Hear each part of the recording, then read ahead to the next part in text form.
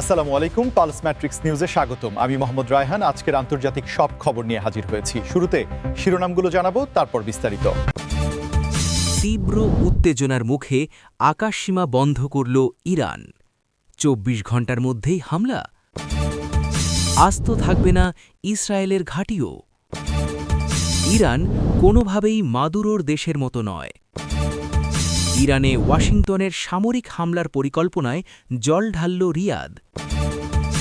ইরানের উদ্দেশ্যে রওনা দিচ্ছে যুক্তরাষ্ট্রের বিমানবাহী রণতরী।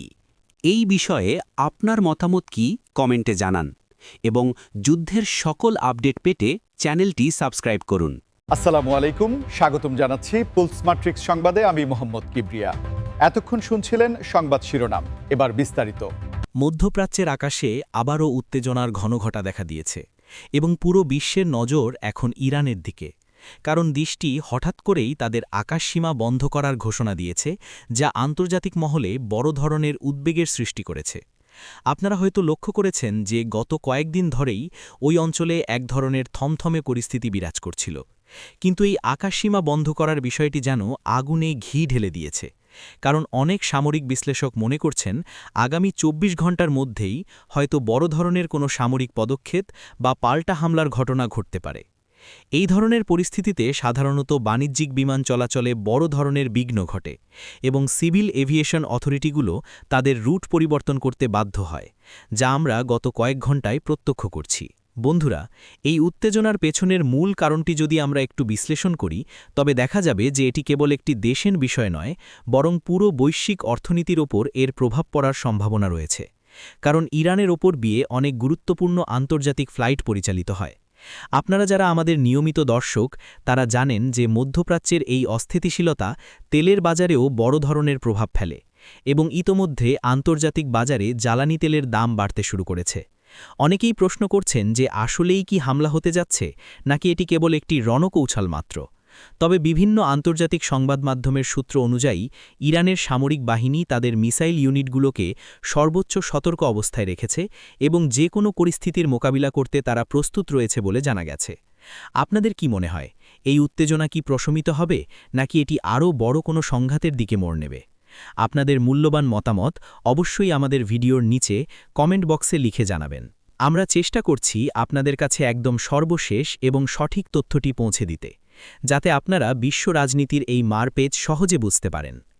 এই আকাশসীমা বন্ধ করার বিষয়টি যখন কোনো দেশ নিশ্চিত করে, তখন বুঝতে হবে তারা হয়তো বড় কোনো ইনকামিং থ্রেট অনুভব করছে, অথবা নিজেরা কোনো বড় ধরনের সামরিক মহড়া বা পদক্ষেপের পরিকল্পনা করছে, যা বেসামরিক বিমানের জন্য ঝুঁকিপূর্ণ হতে পারে। এই খবরটি প্রচার হওয়ার পর থেকেই সোশ্যাল মিডিয়ায় নানা ধরনের জল্পনা কল্পনা শুরু হয়েছে এবং মানুষ তাদের নিরাপত্তার কথা ভেবে উদ্বিগ্ন হয়ে পড়েছে। আপনারা যারা এই ভিডিওটি দেখছেন, তারা যদি আমাদের চ্যানেলে নতুন হয়ে থাকেন, তবে অবশ্যই সাবস্ক্রাইব করে পাশে থাকা বেল আইকনটি চেপে দিন, যাতে পরবর্তী সব গুরুত্বপূর্ণ আপডেট সবার আগে পেতে পারেন। এবং ভিডিওটি ভালো লাগলে একটি লাইক দিতে ভুলবেন না, কারণ আপনাদের একটি লাইক আমাদের আরও ভালো কন্টেন্ট তৈরিতে উৎসাহিত করে। আঞ্চলিক নিরাপত্তার প্রশ্নে এবার যে বিষয়টি সবচাইতে বেশি আলোচিত হচ্ছে তা হল ইসরায়েলের সামরিক ঘাঁটিগুলোর নিরাপত্তা, এবং বিভিন্ন মহল থেকে দাবি করা হচ্ছে যে এবার হয়তো কোনো পক্ষই ছাড় দেবে না এবং এমনকি ইসরায়েলের সুরক্ষিত সামরিক ঘাঁটিগুলো অক্ষত থাকবে না। এই ধরনের শক্ত অবস্থান বা হুঁশিয়ারি সাধারণত তখনই আসে যখন দুই পক্ষের মধ্যে দীর্ঘদিনের চাপা উত্তেজনা চরমে পৌঁছায়, এবং আমরা জানি যে মধ্যপ্রাচ্যের প্রতিরক্ষা ব্যবস্থায় ইসরায়েলের আয়রন ডোম বা উন্নত রাডার সিস্টেম কতটা শক্তিশালী হিসেবে পরিচিত, কিন্তু আধুনিক ড্রোন প্রযুক্তি এবং হাইপারসনিক মিসাইলের যুগে কোনো প্রতিরক্ষাই আর শতভাগ নিশ্ছিদ্র নয় বলে অনেক বিশেষজ্ঞ মনে করছেন। আপনারা যদি সাম্প্রতিক সময়ের যুদ্ধের ধরনগুলো লক্ষ্য করেন, তবে দেখবেন যে এখন কেবল সরাসরি সম্মুখ যুদ্ধ নয়, বরং দূরপাল্লার নিখুঁত নিশানার অস্ত্রের ব্যবহার অনেক বেড়েছে, যা শত্রুপক্ষের শক্তিশালী দুর্গের ভেতরেও আঘাত হানতে সক্ষম। বিশেষ করে ইরানের পক্ষ থেকে যখন এই ধরনের ইঙ্গিত দেওয়া হয়, তখন সেটি আন্তর্জাতিক কূটনীতিতে বড় ধরনের আলোড়ন আলোড়ন তৈরি করে, কারণ তাদের হাতে থাকা দীর্ঘ পাল্লার ক্ষেপণাস্ত্রগুলো পুরো অঞ্চলের যে কোনো লক্ষ্যবস্তুতে আঘাত হানার সক্ষমতা রাখে। এই যে সামরিক ভারসাম্য পরিবর্তনের বিষয়টি, এটি কেবল ইরান বা ইসরায়েলের মধ্যে সীমাবদ্ধ নেই, বরং এতে মার্কিন যুক্তরাষ্ট্রসহ ইউরোপীয় ইউনিয়ন এবং রাশিয়ার মতো পরাশক্তিগুলোর স্বার্থ জড়িয়ে আছে। সামরিক বিশ্লেষকরা বলছেন যে যদি সত্যিই কোনো হামলা হয়, তবে তা কেবল সীমান্ত এলাকায় সীমাবদ্ধ থাকবে না, বরং গুরুত্বপূর্ণ সামরিক কমান্ড সেন্টার, এয়ারবেজ এবং রাডার স্টেশনগুলো হবে প্রধান লক্ষ্যবস্তু, যাতে শত্রুপক্ষের পাল্টা আঘাত হানার ক্ষমতা কমিয়ে দেওয়া যায়। বন্ধুরা, যুদ্ধের কথা শুনলে আমাদের সবার মনেই এক ধরনের ভীতি কাজ করে, কারণ শেষ পর্যন্ত সাধারণ মানুষই সবচাইতে বেশি ক্ষতিগ্রস্ত হয়। তবুও ক্ষমতার রাজনীতিতে এই ধরনের হুমকি পাল্টা হুমকি নিত্য নৈমিত্তিক ব্যাপার হয়ে দাঁড়িয়েছে। আপনারা যদি মনে করেন যে মধ্যপ্রাচ্যের এই সংঘাত এড়ানোর কোনো পথ এখনও খোলা আছে, তবে সেটি আমাদের জানাতে পারেন এবং আমরা দেখব সাধারণ মানুষের ভাবনাগুলো কেমন। এই পর্যায়ে আপনাদের কাছে একটি ছোট অনুরোধ থাকবে, আপনারা যারা ভিডিওটি দেখছেন তারা দয়া করে শেয়ার করে দিন, যাতে আপনার পরিচিতজনরাও এই ভূ রাজনৈতিক পরিস্থিতি সম্পর্কে সচেতন হতে পারে। আসলে বিশ্ব এখন এমন এক সন্ধিক্ষণে দাঁড়িয়ে আছে যেখানে যে কোনো ছোট ভুল সিদ্ধান্ত বড় ধরনের বিপর্যয় ডেকে আনতে পারে, এবং আমরা সবাই চাই শান্তি বজায় থাকুক, কিন্তু বাস্তবতা অনেক সময় ভিন্ন হয়। ইরানের বর্তমান পরিস্থিতি এবং এর রাজনৈতিক ও সামরিক কাঠামো নিয়ে আলোচনা করতে গিয়ে অনেকেই লাতিন আমেরিকার দেশ ভেনেজুয়েলার সাথে তুলনা করার চেষ্টা করেন, কিন্তু বিশেষজ্ঞরা পরিষ্কারভাবে বলছেন যে ইরান কোনোভাবেই মাদুরোর দেশের মতো নয়, এবং এই দুই দেশের বাস্তবতায় আকাশ-পাতাল পার্থক্য রয়েছে। ভেনেজুয়েলা যেখানে দীর্ঘদিনের অর্থনৈতিক মন্দা এবং রাজনৈতিক অস্থিরতার মধ্য দিয়ে যাচ্ছে, সেখানে ইরান তার উপর দশকের পর দশক ধরে থাকা অবরোধ বা স্যাংশন সত্ত্বেও নিজেদের প্রযুক্তিতে এক ধরনের স্বনির্ভরতা অর্জন করেছে, যা সত্যি বিস্ময়কর। ইরানের যে সামরিক শিল্প এবং অভ্যন্তরীণ উৎপাদন ক্ষমতা, তা ভেনেজুয়েলার তুলনায় অনেক বেশি সুসংগঠিত, এবং তাদের একটি বিশাল রিজার্ভ ফোর্স ও আদর্শিক সামরিক বাহিনী রয়েছে, যা যে কোনো প্রতিকূল পরিস্থিতিতে লড়াই চালিয়ে যেতে সক্ষম। এছাড়া ইরানের ভৌগোলিক অবস্থান এবং পারস্য উপসাগরের ওপর তাদের যে নিয়ন্ত্রণ, তা বিশ্ব অর্থনীতিতে বাণিজ্যের জন্য এতটাই গুরুত্বপূর্ণ যে তাদের পুরোপুরি বিচ্ছিন্ন করা প্রায় অসম্ভব একটি কাজ। বন্ধুরা, আপনারা জানেন যে ইরান তাদের তেল বিক্রির জন্য এখন নতুন নতুন বাজার তৈরি করেছে, এবং রাশিয়ার মতো দেশের সাথে তাদের সামরিক ও কৌশলগত সম্পর্ক দিন দিন আরও শক্তিশালী হচ্ছে, যা মাদুরোর ভেনেজুয়েলার ক্ষেত্রে এতটা জোরালো ছিল না।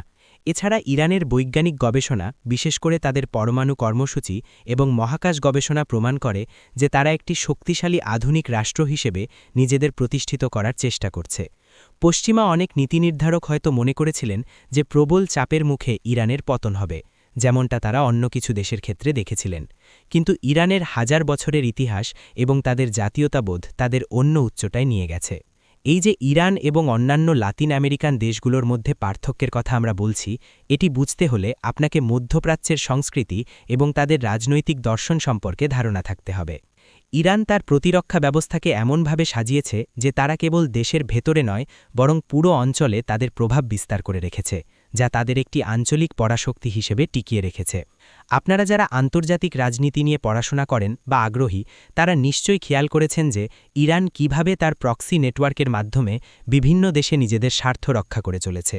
ভিডিওটি এই পর্যন্ত দেখে থাকলে একটি কমেন্ট করে জানান যে আপনারা ইরান এবং ভেনেজুয়েলার মধ্যে আর কি বড় পার্থক্য লক্ষ্য করেন। আপনাদের মতামত আমাদের আলোচনার গভীরতা বাড়িয়ে দেয়, এবং আমরা সব সময় আপনাদের যুক্তিপূর্ণ কথাগুলোকে সম্মান করি। মধ্যপ্রাচ্যে শান্তি বজায় রাখার ক্ষেত্রে সৌদি আরবের ভূমিকা সবসময় অত্যন্ত গুরুত্বপূর্ণ, এবং এবার রিয়াদ যেন সরাসরি ওয়াশিংটনের সামরিক পরিকল্পনায় জল ঢেলে দিয়েছে, যা অনেককেই অবাক করেছে।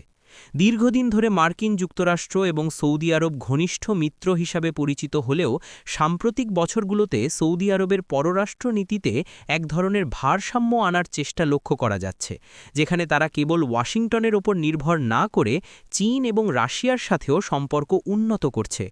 ইরানের ওপর সামরিক হামলার কোনো পরিকল্পনায় সৌদি আরব যে সায় দিচ্ছে না বা তাদের ভূমি ব্যবহার করতে দিতে চাচ্ছে না, এটি বাইডেন প্রশাসনের জন্য একটি বড় ধরনের ধাক্কা বলে মনে করা হচ্ছে, কারণ সৌদি আরবের সহযোগিতা ছাড়া ওই অঞ্চলে বড় কোনো সামরিক অভিযান পরিচালনা করা আমেরিকার জন্য অনেক ব্যয়বহুল এবং কঠিন হয়ে পড়বে। রিয়াদ খুব ভালো করেই বোঝে যে যদি ইরানের সাথে বড় ধরনের কোনো সংঘাত শুরু হয়, তবে তার প্রথম প্রভাব পড়বে তাদের নিজেদের ওপর, কারণ তাদের তেলের খনি এবং রিফাইনারিগুলো ইরানের মিসাইল রেঞ্জের মধ্যেই রয়েছে।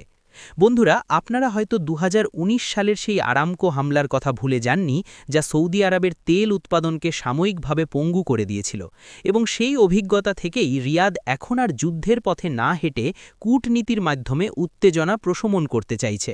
বিশেষ করে চীনের মধ্যস্থতায় ইরান এবং সৌদি আরবের মধ্যে যে কূটনৈতিক সম্পর্ক পুনঃস্থাপিত হয়েছে, তারপর থেকে রিয়াদ আর চাচ্ছে না এই শান্তি প্রক্রিয়া নষ্ট হোক। ওয়াশিংটন চাচ্ছিল আরব দেশগুলোকে সাথে নিয়ে ইরানের ওপর একটি মনস্তাত্ত্বিক এবং সামরিক চাপ সৃষ্টি করতে, কিন্তু রিয়াদের এই না বলা বা নিরপেক্ষ অবস্থান পুরো সমীকরণ বদলে দিয়েছে। এর ফলে এখন মধ্যপ্রাচ্যে আমেরিকার একক আধিপত্য কিছুটা হলেও চ্যালেঞ্জের মুখে পড়েছে, এবং আঞ্চলিক দেশগুলো এখন নিজেদের নিরাপত্তার সিদ্ধান্ত নিজেরা নিতে বেশি স্বাচ্ছন্দ্য বোধ করছে। এটি আসলে একটি বড় রাজনৈতিক পরিবর্তন, যা আমরা কয়েক বছর আগেও কল্পনা করতে পারিনি। আপনারা যদি মনে করেন সৌদি আরবের এই সিদ্ধান্ত সঠিক, তবে ভিডিওটিতে একটি লাইক দিন এবং আপনার মতামত জানান, কারণ এটি বিশ্ব রাজনীতিতে একটি নতুন যুগের সূচনা করতে পারে। আমরা সবাই চাই আরব দেশগুলো নিজেদের মধ্যে দ্বন্দ্ব মিটিয়ে সমৃদ্ধির পথে এগিয়ে যাক, এবং যুদ্ধের পরিবর্তে আলোচনার টেবিলই হোক সব সমস্যার সমাধানের জায়গা। যারা আমাদের এই বিশ্লেষণ পছন্দ করছেন, তারা অবশ্যই সাবস্ক্রাইব করে আমাদের এই ছোট পরিবারের সদস্য হয়ে যান। সবশেষ যে খবরটি নিয়ে তোলপাড় সৃষ্টি হয়েছে তা হল যুক্তরাষ্ট্রের বিশাল বিমানবাহী রণতরী বা এয়ারক্রাফট ক্যারিয়ারের ইরানের উদ্দেশ্যে রওনা হওয়ার সংবাদ, যা পুরো অঞ্চলে যুদ্ধের দামামা বাজিয়ে দিয়েছে। মার্কিন নৌবাহিনীর এই শক্তিশালী রণতরী চলাচলকে সাধারণত পাওয়ার প্রজেকশন বা শক্তি প্রদর্শন হিসেবে দেখা হয়, এবং যখনই মধ্যপ্রাচ্যে কোনো সংকট তৈরি হয়, তখনই আমেরিকা তাদের এই ভাসমান দুর্গগুলো সেখানে পাঠিয়ে দেয়। এই রণতরীগুলোতে কয়েক ডজন অত্যাধুনিক যুদ্ধবিমান এবং কয়েক হাজার সৈন্য থাকে, যা যে কোনো দেশের জন্য বড় ধরনের হুমকি হিসেবে কাজ করে। তবে প্রশ্ন উঠছে যে এই রণতরী কি আসলেই হামলা করার জন্য যাচ্ছে, নাকি এটি কেবল ইরানকে আলোচনার টেবিলে বাধ্য করার জন্য একটি কৌশলগত চাপ মাত্র? ইরানও অবশ্য দমে যাওয়ার পাত্র নয়। তারা ইতোমধ্যে ঘোষণা করেছে যে তাদের উপকূলে যে কোনো অনুপ্রবেশের কঠোর জবাব দেওয়া হবে, এবং তাদের সমুদ্রসীমায় নজরদারি বাড়ানো হয়েছে। বন্ধুরা, আপনারা যারা লক্ষ্য করেছেন তারা দেখবেন যে ইউএসএস আব্রাহাম লিঙ্কন বা এই ধরনের ক্যারিয়ার গ্রুপগুলো যখনই আরব সাগরে প্রবেশ করে, তখনই তেলের বাজার থেকে শুরু করে স্টক মার্কেট পর্যন্ত সব জায়গায় অস্থিরতা ছড়িয়ে পড়ে। সামরিক বিশেষজ্ঞরা মনে করেন যে আধুনিক যুগে কেবল একটি বিমানবাহী রণতরী দিয়ে ইরানকে কাবু করা সম্ভব নয়, কারণ ইরানের হাতে প্রচুর সংখ্যক অ্যান্টিশিপ মিসাইল এবং কামিকাজে ড্রোন রয়েছে, যা এই বিশাল জাহাজগুলোর জন্য বড় বিপদ হয়ে দাঁড়াতে পারে। আমেরিকা এবং ইরানের এই যে লুকোচুরি খেলা বা পাল্টাপাল্টি হুঙ্কার, এটি কয়েক দশক ধরেই চলছে, এবং বারবার পরিস্থিতি যুদ্ধের দ্বারপ্রান্তে গিয়েও ফিরে এসেছে। কিন্তু বর্তমান ভূরাজনৈতিক প্রেক্ষাপট আগের তুলনায় অনেক বেশি জটিল, কারণ এখন বিশ্ব বাণিজ্য এবং যোগান ব্যবস্থা খুব নাজুক অবস্থায় রয়েছে। এই উত্তেজনার ফলে যদি হরমুজ প্রণালী বন্ধ হয়ে যায়, তবে পুরো বিশ্ব এক গভীর অর্থনৈতিক সংকটে নিমজ্জিত হবে, যা কারোর জন্যই কাম্য নয়। আপনাদের কি মনে হয়, মার্কিন এই রণতরী আশায় ইরান কি তাদের অবস্থান পরিবর্তন করবে, নাকি আরও বেশি আক্রমণাত্মক হয়ে উঠবে? আপনাদের মন্তব্য শোনার জন্য আমরা অধীর আগ্রহে অপেক্ষা করছি। এই দীর্ঘ আলোচনার মাধ্যমে আমরা চেষ্টা করেছি বর্তমান পরিস্থিতির একটি পূর্ণাঙ্গ চিত্র আপনাদের সামনে তুলে ধরতে। ভিডিওটি ভালো লাগলে বন্ধুদের সাথে শেয়ার করুন, এবং এই ধরনের আরও নিরপেক্ষ খবরের জন্য আমাদের সাথেই থাকুন। আমাদের পাশে থাকার জন্য এবং মূল্যবান সময় দেওয়ার জন্য আপনাদের সবাইকে অসংখ্য ধন্যবাদ। আজ এই পর্যন্তই। সবাই ভালো থাকুন, সুস্থ থাকুন, এবং পরবর্তী ভিডিও দেখার আমন্ত্রণ জানিয়ে শেষ করছি। দেখা হবে খুব শীঘ্রই নতুন কোনো খবরের বিস্তারিত বিশ্লেষণ নিয়ে। ধন্যবাদ।